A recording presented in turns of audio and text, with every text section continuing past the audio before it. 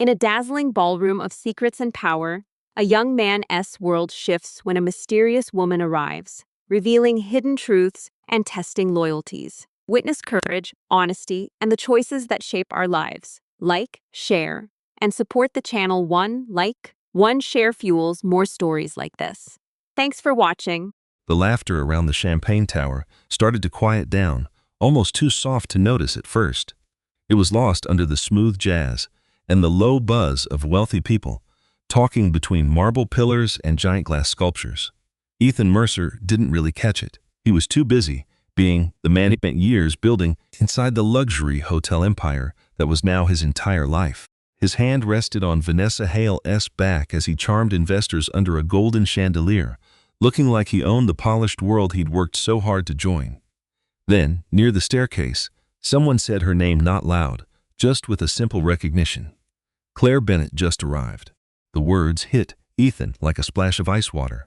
He automatically turned to the grand staircase, and for a dizzying moment, the whole ballroom seemed to warp around him.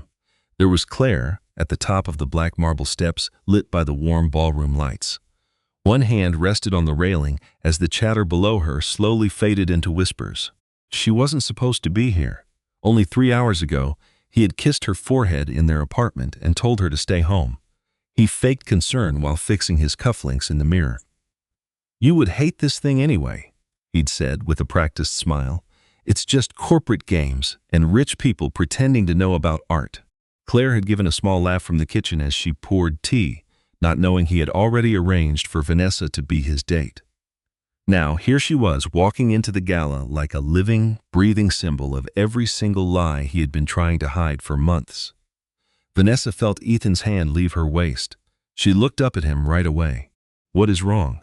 But Ethan couldn't find the words, because Claire was now looking right at him. There was no drama in her eyes, no public breakdown, no anger. And that was what scared him the most. She was calm, way too calm, as if the heartbreak had already happened in private, and all that was left was something colder and much, much more dangerous: understanding. Claire walked down the stairs slowly, the black silk of her dress catching the light from the chandeliers above. She wasn't dressed to outshine anyone there. She wasn't trying to put on a show, and somehow that made her presence even more powerful. People were starting to see who she was. A museum curator from London stopped talking mid-sentence. 2 reporters near the sculptures gave each other a surprised glance, their cameras lifting just a little. An older art collector from Madrid, who Ethan sort of recognized, was staring openly at the staircase like he'd just seen a celebrity. Vanessa frowned. "That is your wife?" Ethan swallowed, his throat suddenly dry. Yes. She looked at Claire again, her expression slowly twisting into confusion, because this was not the woman Ethan had described to her for months. He had called Claire distant, socially awkward, and so quiet at parties she was practically invisible, a woman who just didn't get his world. But the woman now gliding through the ballroom didn't seem awkward at all. In fact, she looked like one of the few people there who wasn't desperately trying to impress someone else. And in that instant, Vanessa realized something important. Claire fit in here, maybe even more than they did. The first to move was Richard Holloway, the chairman of Holloway International, who quietly gave his drink to a server and walked across the floor, ignoring the man who was still talking to him. The other guests naturally stepped aside to create a path for him. Ethan felt a sharp knot of panic tighten in his chest. No, no, no. Richard never ever cut off a conversation just to be polite. Claire reached the bottom step just as he stood before her. For one long, silent moment, the entire ballroom seemed to hold its breath. The string quartet was still playing softly somewhere. Waiters still moved between the tables, crystal glasses still threw golden light across the polished floors. But none of that mattered anymore. The entire room's attention had shifted, and it was all on her. Richard offered a small smile, which was somehow more frightening coming from a man who was famous for being so cold. "So, we finally meet." Claire took his offered hand with total grace. "I guess we do. You have been very hard to get into a room," Richard said. "Your husband has been hiding you from all of us." A few people nearby laughed quietly. The words felt like a physical blow to Ethan's stomach. Claire just tilted her head a little. "Maybe I was never important enough for you to notice before." The line was delivered gently, But the damage was instant, because Ethan suddenly saw that the entire room was now looking at her in a new way. Not as just a wife, but as someone. And as Richard Holloway personally led Claire toward the center of the gala, Ethan knew with a sickening dread that bringing Vanessa was not his biggest mistake tonight. His real mistake was spending years next to a woman he never actually took the time to see. Ethan couldn't really remember how his talk with Richard Holloway ended after Claire arrived. The rest of the night was a blur of gold light, expensive perfume, soft music, and the awful feeling that a deep crack had just opened up in his life in front of everyone. Every time he glanced across the room, Claire was near the center of a conversation, but she never looked like she was trying to be. That's what bothered him. She wasn't putting on an act for anyone. She just existed in the room with a quiet self-assurance that suddenly made everyone else look fake, including him. Vanessa stayed by his side through most of dinner, but the confident poise she'd walked in with was starting to crack under the strain. Earlier, she had seemed to belong in the ballroom, looking perfectly elegant in her gold dress as important people naturally came over to talk to her. Now, she looked more and more uneasy each time another guest walked up to Claire with a look of respect or true admiration. "You told me she hated events like this," Vanessa whispered, pretending to look at the salmon on her plate. Ethan tightened his grip on his champagne glass. "She does." Vanessa looked over at Claire again, who was on the other side of the room talking with two museum curators by a lit-up sculpture. "Then why does she look like the only real person in this entire place?" The question just hung there in the air between them, because Ethan didn't have an answer. Or maybe he did. He just hated what that answer said about him. He first met Claire 15 years ago in a small art restoration studio near Columbia University. This was long before fancy hotel galas and private dinners with investors had taken over his life. Back then, he would sit for hours in dusty workshops, pretending to read business reports, but secretly watching Claire bring damaged paintings back to life. He was drawn to her right away, not because she wanted to be the center of attention, but because she truly didn't seem to care about it.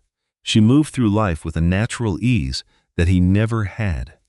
Even back in college, Ethan was always aware of status, of power, of the little social games being played in every room. Claire, on the other hand, talked to professors and rich collectors with the exact same relaxed energy. She never changed who she was based on who she was talking to. At first, Ethan really admired that about her. But later, he started to envy it. And then, without even realizing what was happening, he started to resent it. The change was so gradual he didn't see it as it happened. Early promotions at Holloway International began to change his perspective on everything. Suddenly, his life was filled with private dinners, networking events, exclusive clubs, and rooms full of men who were always sizing each other up. Ethan got hooked on playing the game. How you looked mattered. Your image mattered. How you presented yourself mattered. And after a while, he started seeing Claire through that same twisted filter. At first, his comments were small. "You should come to these events more. You get too lost in your work. People think you don't want to be here." But over time, the frustration behind his words turned into something much uglier.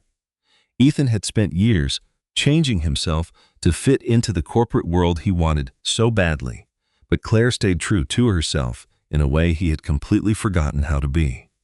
Her realness started to make him uncomfortable, because whenever he looked at her, he remembered the man he used to be before he started acting all the time for other people. Richard Holloway's voice snapped him back to the present Mercer.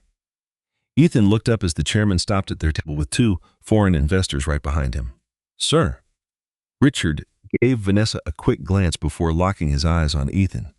"Your wife just saved us from a total disaster." Ethan frowned. "I'm sorry?" One investor laughed softly. Richard nodded toward the giant sculpture in the middle of the ballroom. The central installation. A structural weakness in the support frame. Claire apparently spotted it right away during the restoration. A few more weeks of stress from being transported, and the entire thing could have shattered at the exhibition. Ethan stared at him, silent, because he had no idea.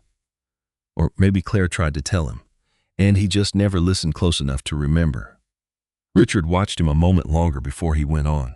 "You should have told me your wife worked on several pieces in this collection." Ethan felt his stomach clench. Vanessa slowly dropped her gaze to the table. Richard's face was impossible to read under the warm lights. Real talent rarely shouts, Mercer. That's usually why it is worth paying attention to. Then he walked off. The silence he left behind felt like it could choke you. Vanessa finally looked back at Ethan. You really had no idea. He didn't answer, because a memory was suddenly surfacing with brutal clarity.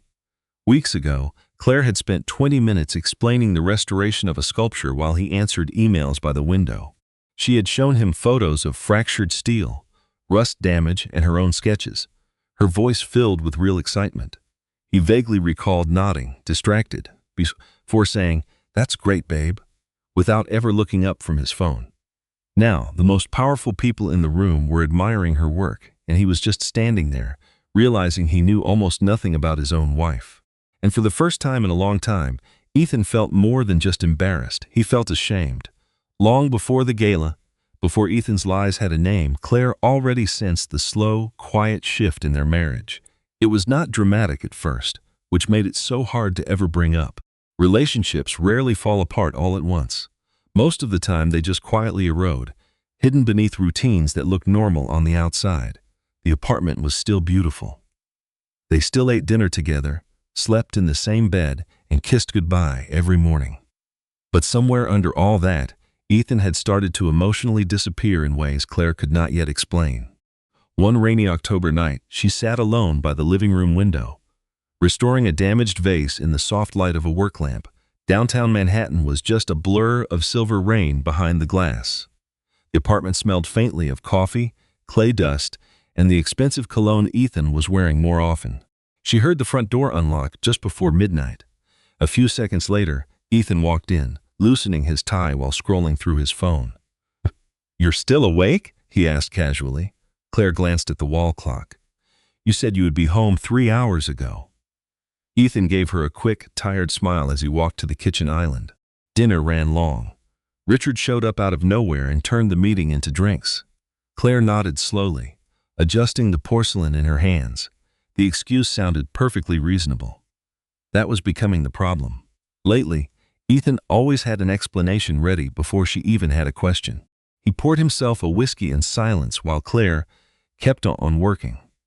A moment later, his up on the marble countertop from a message. Ethan reacted instantly, way too instantly. He snatched the phone before she could read the screen, but not before Claire saw 2 words glowing in the dark. "Miss you." Neither of them said a thing. The silence that followed felt different from all the others. In the following weeks, tiny details began adding up too fast to ignore. New shirts Ethan did not remember buying. A different cologne that lingered just beneath the one she knew. He would get suddenly irritated if she mentioned company events or executive dinners. Sometimes she would catch him looking at her in a strange way. As if he was quietly judging something. One evening, they were eating takeout in front of the TV when Ethan casually said something that she thought about for days. "Have you ever thought about making your work more visible?" Claire looked up from her food. "What does that mean?" Ethan shrugged. "I do not know. Bigger projects, maybe. Public exposure. You are talented, but sometimes I feel like you hide away in these small academic circles." Claire just watched him quietly for a moment. "I restore historical artwork, Ethan. I am not trying to become an influencer." He gave an awkward laugh, already feeling the tension.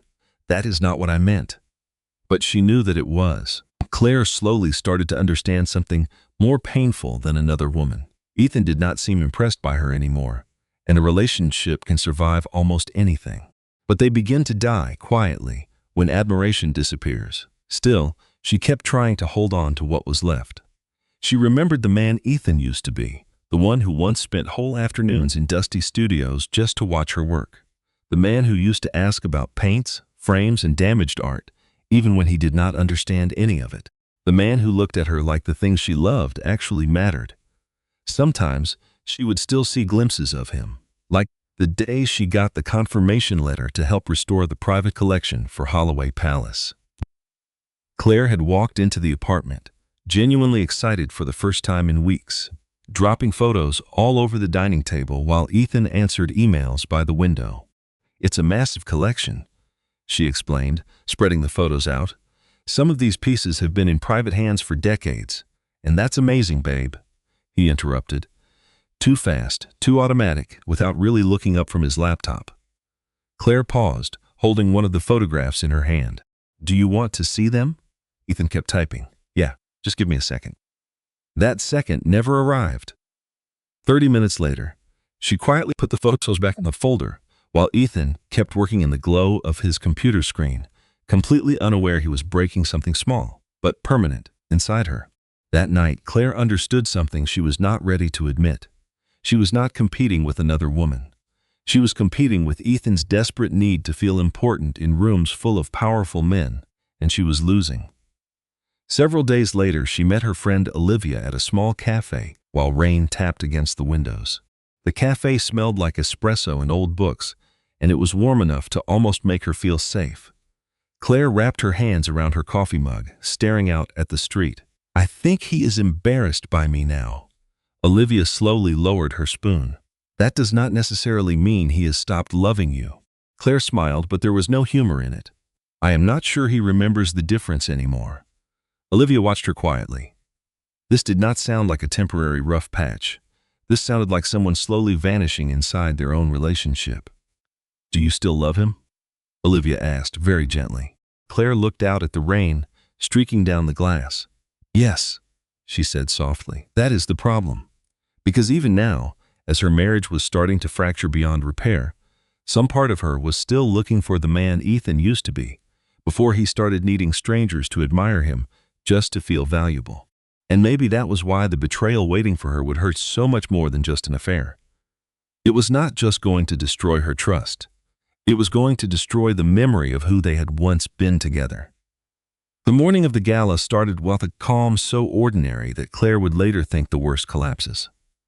Always start that way. Not with screaming, not with slammed doors or big confessions, just normal routines, moving quietly toward a disaster that no one on the inside can see yet. The rain fell softly against the apartment windows as gray clouds hung over Manhattan. The kitchen smelled of coffee and the wet street outside the open balcony door. Claire had been working for almost an hour, restoring a cracked porcelain centerpiece, when Ethan finally walked out of the bedroom, already dressed for the night. Dark, tailored tuxedo, silver cufflinks, polished shoes.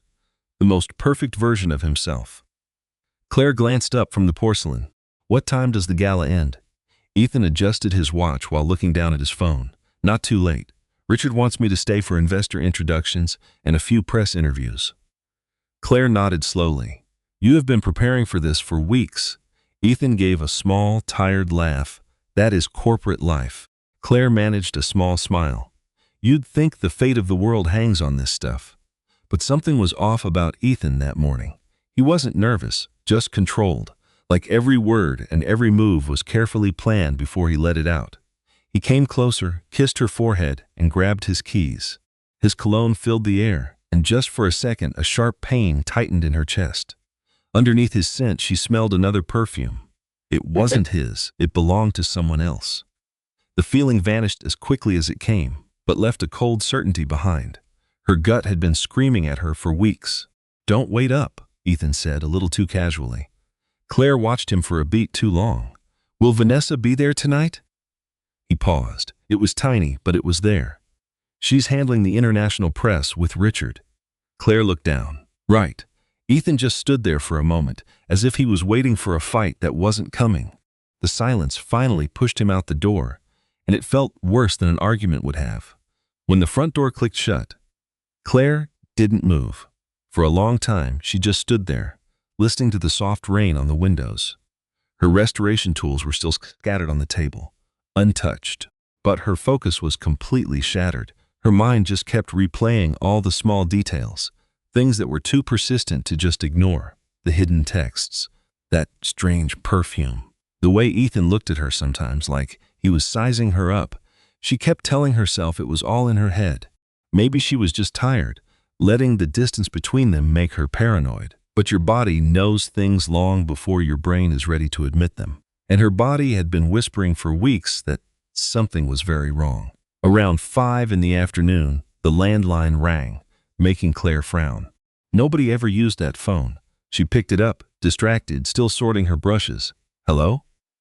A calm older man's voice replied. "Good afternoon. Am I speaking with someone at Ethan Mercer's home?" Claire leaned on the counter. "Yes, this is Richard Holloway. I just wanted to confirm your attendance for tonight. My wife has been so excited to finally meet you both." At those words, everything inside Claire froze solid. She couldn't speak. Pieces of a terrible puzzle were clicking into place in her mind. Richard kept talking, completely unaware of the world that was collapsing on her end. "Claire, I've heard amazing things about your restoration work on the Madrid collection. A few curators coming tonight were asking if you'd be there." Claire slowly closed her eyes, and right then, every single doubt from the past few months slammed together. It wasn't a guess anymore. It was a fact. Ethan was never going to take her. The excuses about work politics, the way he'd been pulling away, Vanessa's name coming up more and more often, the secret messages, the coldness, the way he was always trying to be someone else for people he wanted to impress. It all made a horrible kind of sense now. But what truly broke her wasn't just the idea of an affair. It was knowing Ethan had built a whole new life for himself, a life that didn't include her. Claire kept her voice perfectly, even. "There must have been a miscommunication this morning," she said carefully. "But yes, I will be there tonight." Richard sounded instantly relieved. "Excellent. I'll see you this evening then." He hung up. The apartment was silent again, but the silence felt heavy, different. Claire slowly put the phone down, just staring out the window at the rainy city skyline. Her chest was tight. It wasn't panic. It was colder than that humiliation and grief, and under all of it, a slow-burning anger. Her first thought was to call Ethan, to scream at him, to force him to tell the truth right now. But she stopped herself. For the first time in ages, she was thinking like someone seeing the whole ugly picture from the outside. Ethan wasn't expecting her to show up. Vanessa would definitely be there. And everyone in that room would believe whatever story Ethan had been selling them for months. That thought cut deeper than she could have imagined. Claire walked into the bedroom, reached into the back of the closet, and pulled out a black garment bag. The dress. She'd bought it months ago with the money from that big restoration project in Buenos Aires. She remembered Ethan's little joke when he saw the price tag. "I didn't know art restorers were secretly millionaires." She had laughed then. But now, the words sounded very different. Claire spread the dress carefully on the bed. She picked up her phone and dialed Olivia. "I need you to come over." There was a short pause. "What's wrong?" Claire just stared at the dark silk on her bed as the rain streamed down the glass. When she finally spoke, her voice was steady. "I'm going to that gala." Less than an hour later, Olivia arrived, her umbrella dripping from the Manhattan rain. She walked in and just stopped cold. She saw the black dress on the bed and she saw the look on Claire's face. Nothing needed to be said, not at first. You could feel it in the air. This was much bigger than a simple fight. Olivia shut the door. "What did he do?" Claire smoothed the garment bag absently before she answered. "He never planned on taking me tonight." Olivia's face went from concern to furious in a second. And who was he planning on taking instead? Claire just looked at her. That look was all it took. Olivia let out a sharp breath. "You have got to be kidding me." Her anger wasn't loud. It was tired and disappointed. She'd known Ethan for years and watched them go from a tiny apartment to this life of corporate parties. Watching him get so obsessed with his image was less of a scandal and more like watching someone lose themselves. Claire went to the window, watching the rain. "The worst part," she said quietly, "is I don't think he even meant to hurt me anymore." Olivia was quiet. She knew exactly what Claire meant. It's a special kind of hurt when you realize the betrayal wasn't one big mistake. It happened slowly, quietly, when they just stopped seeing you, but still expected you to be there for them. For the next 40 minutes, the apartment became a whirlwind of preparation. Makeup brushes and open palettes covered the bathroom counter. Soft jazz played from the living room. Outside, the storm grew stronger, and the evening light mixed with the warm lamps inside. Claire sat at the mirror as Olivia carefully did her eye makeup. "Look at me," Olivia said softly. Claire met her own eyes in the mirror. "Don't go in there tonight trying to prove a point to Ethan." Claire smiled, a tired, faint smile. "I'm not." Olivia tilted her head. "You've spent years making yourself smaller for him, and you didn't even see it." The words hit Claire hard because she knew they were true. Long before Vanessa, long before any affair, Claire had been shrinking. She'd softened her opinions, downplayed her own successes, and avoided talking about her work if Ethan seemed bored. Without even realizing it, she had learned to take up less space, just so he could be comfortable in the new life he was creating for himself. And the most painful part? She did it all for love. When she finally put on the dress, she stared at her reflection, almost a stranger. It wasn't because Olivia had made her look like someone new. It was because she suddenly remembered who she was when she wasn't apologizing for taking up space. The black silk dress fit her perfectly elegant, not desperate. Her hair was in loose waves, and the makeup didn't hide her exhaustion. It sharpened it into defiance. Olivia folded her arms. There she is. Claire laughed quietly, but a cold fear was still settled deep in her chest. She wasn't afraid of being humiliated, or even of finding out the truth. She was afraid of something much worse, that Ethan actually preferred the fake, polished life he'd built without her. The car moved through the steady rain, city lights smearing across the wet windows. Claire sat in the back, watching Manhattan dissolve into streaks of gold and red. Her heartbeat grew heavier and heavier the closer they got to the hotel. Her friend Olivia glanced over. "We can still turn back," she said. Claire shook her head. "No, if I don't do this tonight, I'll imagine this moment being much worse than it is for years." The car finally pulled under the bright canopy of the Holloway Palace, a massive building of black marble and golden light that shimmered on the wet street. Photographers crowded the entrance. Luxury cars lined the street. Guests in fancy clothes hurried under umbrellas as camera flashes bounced off the wet stone. Claire felt her stomach clench. For just a second, she almost told the driver to keep going. But then she remembered the phone call, remembered Ethan building a whole other life, one where she didn't belong, and she stepped out. Cold rain immediately hit her bare shoulders, and a few photographers glanced over, thinking she was just another guest for the art show. Olivia gently adjusted her dress, then took Claire's hand. "Don't forget something very important," she whispered. "You absolutely belong in there. The real problem is that Ethan forgot how to see it." Claire took a deep breath and walked toward the entrance. The lobby was glowing with warm chandelier light, and soft jazz music drifted between huge marble columns in modern art. Journalists mixed with guests holding champagne glasses, and museum experts talked near the glowing displays. Claire moved deeper into the ballroom, trying to calm the anxious feeling building in her chest. Then she saw him. Ethan was near the center of the room with Vanessa, talking easily with investors under the chandelier. Vanessa's gold dress sparkled in the light, and Ethan had the confident smile of a man who was perfectly at home in the world he had created. And in that moment, Claire felt something she didn't expect. It wasn't anger, it was distance. It felt like watching two strangers in a scene that had nothing to do with her anymore. Then, Ethan looked up, and everything changed. The color drained from his face before he could even register what he was seeing. He froze in his tuxedo, and the conversation around him just stopped. Vanessa followed his stare and saw Claire standing there in the ballroom light. The quiet that stretched between the three of them across that crowded room was 1,000 times worse than any public fight could ever be. Because in that single moment, Ethan understood everything.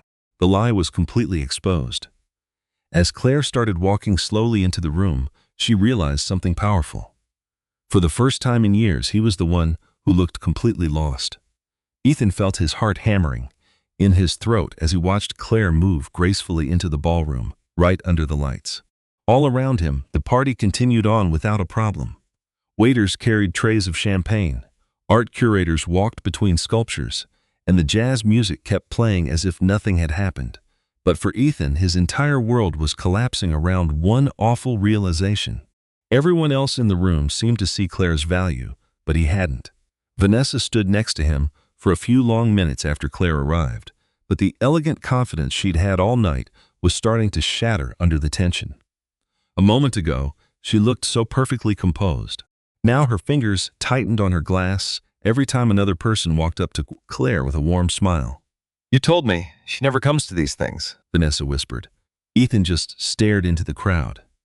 "She usually doesn't." Vanessa looked at Claire again, who was talking with several curators near a bright sculpture.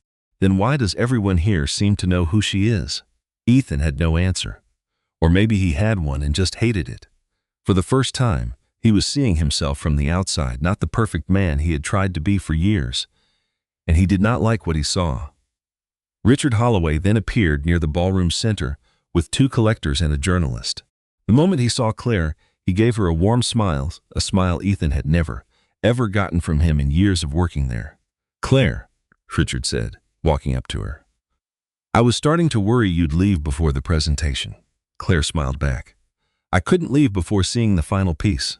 One of the collectors immediately turned to her. "You worked on the restoration yourself?" Claire nodded. "On a few of the pieces, yes."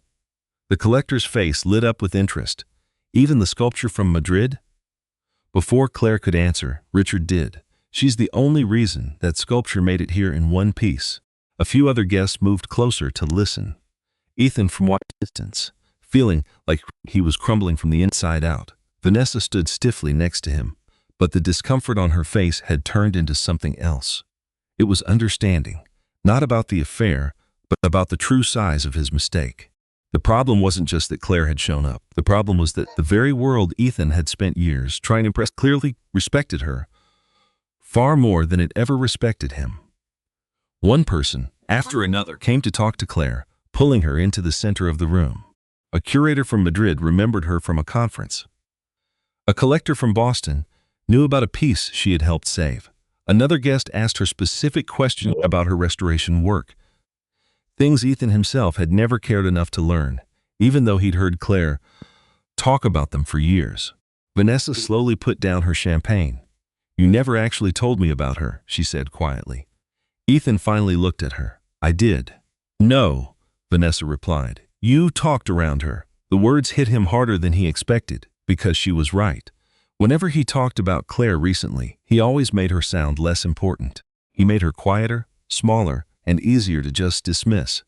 He had slowly changed his wife in his own mind into someone he could easily ignore without feeling guilty. Vanessa looked over at Claire again.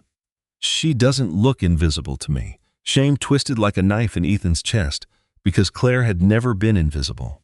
He had just stopped looking. Near the sculpture, Richard started formally introducing Claire to several art journalists.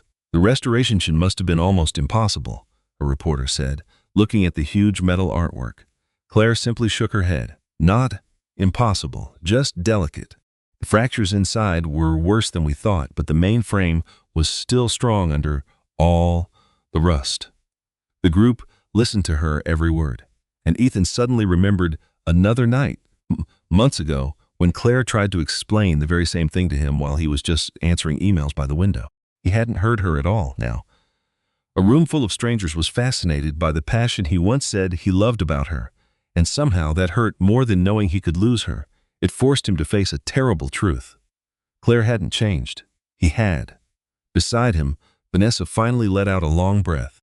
"I think I should leave," she said. Ethan looked right at her. "Vanessa." She stopped him. "No. Just listen to me." For the first time since their affair started, Ethan really looked at her without his own pride getting in the way. She looked tired and human in a way he had never let himself see before. "I knew you were married," she said, being honest, "so I'm not innocent here. But you spent months making it sound like your marriage was already dead." Ethan looked away because he knew exactly when he started doing that. He did it whenever he needed an excuse. He made Claire a stranger in his own head so he could pretend he wasn't becoming a man he hated. Vanessa's face softened. "But she doesn't look like a woman who stopped loving you," she said softly. "She looks like a woman who was tired of not being seen." Those words hit him harder than anything else all night, because they were true, so painfully true. Relationships don't always end because someone else comes along. Sometimes they end because one person just disappears, even while they're standing right next to you. Across the ballroom, Claire was still surrounded by guests in the warm, golden light. From far away, she looked strong and calm. But on the inside, every conversation, every look, every second in that room still hurt like broken glass. But this time, she had no intention of backing down. The Gala swirled around them, all polished elegance, a world expert at hiding real pain under bright lights and practiced smiles. Champagne still bubbled in glasses. Music from a string quartet drifted from under the chandeliers. Guests wandered between sculptures, trying to ignore the tension that was slowly cracking the perfect evening. But Ethan couldn't focus on any of that. Every time he looked at Claire, he saw two different women.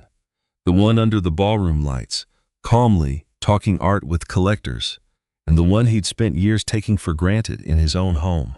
That realization followed him from room to room, a heavy weight pressing on his chest.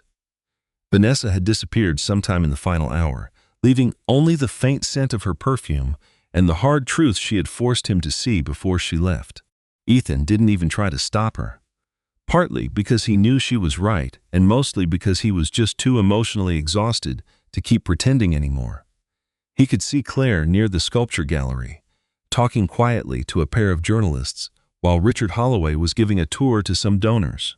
Warm light shimmered on the black marble floors, but Ethan barely noticed. All he could think about were all the moments like this in Claire's life he had probably ignored completely. The feeling wasn't guilt, it was a deep, cutting shame. An affair breaks trust, but what he had done was slower, more cruel. For years, he had taught Claire that her passions mattered less than his, and now he could see the damage everywhere.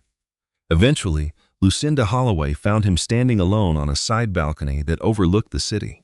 Unlike most women there, Richard's wife had a quiet confidence that was completely genuine. She wore a simple navy gown with hardly any jewelry, yet she seemed more powerful than anyone in the room. She glanced over at Claire. "She's extraordinary." Ethan quietly nodded. "Yes." Lucinda studied him for a second. "The sad part is that you sound surprised." Her words were gentle, which somehow made them hurt more. Ethan looked away. "I think I forgot how to see her." Lucinda's expression softened. "No," she said. "You started seeing her through the eyes of people whose approval you cared about more than hers." A silence fell between them. Below, Manhattan shimmered with rain and traffic, a sea of lights stretching into the darkness. Lucinda leaned on the balcony rail. "Do you know what kills a relationship faster than betrayal?" Ethan didn't speak. Making someone feel invisible, while still expecting them to be there. He closed his eyes for a second. Every conversation tonight kept circling back to the same unbearable truth. Claire hadn't suddenly disappeared from his life. He had slowly been erasing her without even realizing what he was doing. Lucinda straightened up, about to leave him alone. "You should talk to her," she said softly. "But this time, actually listen." Ethan stayed on the balcony for a few minutes after she left, as rain tapped against the glass. Eventually, he saw Claire step out onto another balcony, one that looked down on the avenue below. She stood by herself near the railing under the dark, rainy skyline. One hand rested on the wet stone as the city lights blurred into rivers of gold and red beneath her. Ethan approached her, slowly. She heard him, but didn't turn around right away. For a moment, neither of them spoke. The silence didn't feel angry anymore, just completely exhausted. "I don't know where to begin," Ethan finally admitted. Claire kept her gaze on the city. "That's probably part of the problem." Her voice was calm, controlled, and utterly devastating. Rain tapped on the rail, while the ballroom light spilled out from behind them. Ethan moved a little closer, but stopped a few feet away. "I never meant for any of this to happen." Claire managed a small, sad smile. "That sentence always sounds strange to me." He frowned. "Why?" "Because things like this don't just happen overnight, Ethan." She finally turned to face him. "You didn't wake up one morning and suddenly decide not to see me. It happened so slowly that I kept telling myself I was imagining it." The city lights reflected in the tears forming in her eyes, but her voice didn't break. "You know what the worst part was?" Ethan stood silent. It wasn't Vanessa. The answer hit him like a punch. Claire folded her arms against the cold night air. "It wasn't even the lying. It was realizing that every time I tried to share something important with you, you looked at me like you were just waiting for me to stop talking so you could get back to what really mattered." Ethan looked down. He remembered those moments now with a painful clarity. Her restoration projects, her sketches all over the dining room table. While he answered emails, he remembered the excitement in her voice fading when he wasn't really there with her. Claire shook her head slowly. "I spent years thinking I was asking for too much, or that work had changed you, that you were just stressed. But then I started to watch how you spoke to other people." Her eyes locked with his. You listen to them. That sentence shattered him, because it was completely true. Ethan put both his hands on the wet railing and stared down at the city, shame washing over him. I don't know how to fix this. Claire looked back at the skyline. Maybe first you need to understand what you broke. Rain drifted around them as the party music faded behind the glass. Some relationships don't end because a new person comes along. Sometimes they end because one person just stops seeing the other, even when they're standing right there. The days after the gala passed in a strange, heavy silence. Neither one seemed to have the energy for a fight. There was no shouting, no breaking plates, and no making up out of guilt or fear after everything that came out that night at the party. Both Ethan and Claire were simply too emotionally exhausted for any more drama.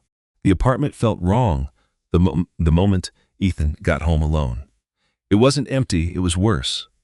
It felt like every object in the room was a reminder of the person who had been holding it all together for years. Without him even noticing, when he walked into their bedroom after 3 a.m, Claire was gone. Not for good, he hoped, but enough of her things were missing to make her absence feel real and heavy. A few clothes, her sketchbook, the worn canvas bag she kept her brushes in. On the dining table, there was a single handwritten note. I need time away from all of this. Please don't call tonight. That was all it said. No angry words, no dramatic goodbye, and somehow the quiet control in that short note hurt more than screaming ever could have. Ethan sat at the table for several minutes, holding the note, as the rain outside finally began to stop. For the first time in a long time, he didn't turn on the TV when the silence felt too heavy. He didn't check his emails or reach for a distraction. He just sat there and listened to the sound of the apartment without her in it. The next morning, he hardly recognized the exhausted man in the mirror. Gray morning light came through the rain-streaked windows as Ethan stared at a version of himself he no longer knew. The sharp confidence he had built up for years now looked hollow, defeated. For the first time in years, he canceled his meetings and just wandered through the apartment, eventually stopping at Claire's work table. Her work was still sitting right where she had left it. Brushes were lined up beside porcelain pieces, and her notes were spread across the table. Tiny specks of pigment dust still clung to some cloths. Ethan picked up one of her pages. It read, Color Reconstruction, Structural Stress Fractures, Metal Oxidation Analysis. He stared at her notes for a few seconds before letting out a bitter laugh. Claire had spent years trying to share her world with him, and he had never even bothered to learn its language. His phone buzzed just after noon. Richard Holloway. Ethan hesitated before answering. Mercer. Richard's voice was calm. I need to see you this afternoon. For a second, Ethan imagined the worst. Was being fired. The scandal was about to break. But before his fear could take over, Richard spoke again. This isn't about the affair, he said. It is about you. The meeting happened hours later in Richard's private office, overlooking a rain-darkened Manhattan skyline. Gray light washed over polished wood and glass as the city blurred outside the windows. Richard watched Ethan for a long moment before he spoke. Your promotion is suspended. Ethan gave a slow nod. I assumed it would be. Richard leaned back in his chair. Do you know why? Ethan looked out at the city. Because somewhere along the way, I turned my whole life into a performance.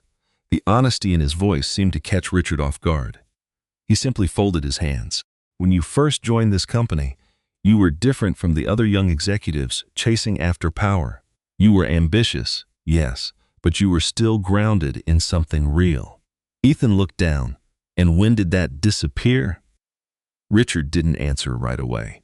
When you started needing powerful people to admire you more than the people who already loved you. The silence that followed was heavy. Ethan immediately thought of Claire and the easy way she moved through rooms without ever changing herself to fit them. Richard finally continued. Your wife has something extremely rare in a world like ours. Ethan looked up. What? An identity that doesn't need anyone's approval to exist.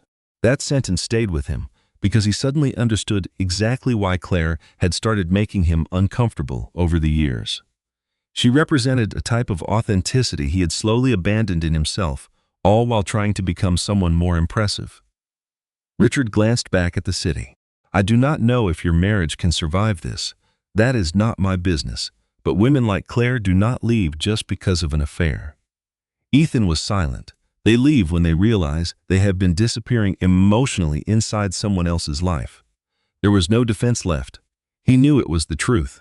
When Ethan stepped out of Holloway Palace later that evening, the rain had finally stopped, leaving the city soaked beneath reflections of traffic lights on wet pavement. The cold air hit his face as Manhattan moved around him, just as it always did, indifferent to the quiet clumps of his life. And for the first time in years, he did not want a distraction. Not Vanessa, not work, not praise. He wanted Claire. But deeper than that, he realized something even more difficult. He wanted to become someone capable of seeing her again. That night, he returned to the apartment and noticed something he had missed before. Draped over a dining chair was one of Claire's old restoration cloths, faintly stained with pigment and varnish. He picked it up slowly, and another memory came back with painful clarity. Years earlier, in their tiny apartment near Columbia, Claire would leave paint marks everywhere while working late into the night. Ethan used to joke that one day she would accidentally restore their walls if she kept leaving brushes around the apartment. She always laughed. A real laugh, light, effortless, alive. Ethan closed his eyes, holding the cloth tightly, as the city lights shimmered through the rain-streaked windows behind him. He finally understood something devastating. He was not just trying to get Claire back. He was trying to find the man he used to be before he forgot how to love her. Winter arrived quietly in Manhattan over the next few weeks. It washed the city in cold gray mornings and rainy evenings that made the apartment feel even larger when Ethan walked through it alone. Some nights, Claire returned briefly between restoration meetings and flights for the Madrid collection. Other nights, she stayed somewhere else entirely, usually at Olivia's apartment or in hotel suites.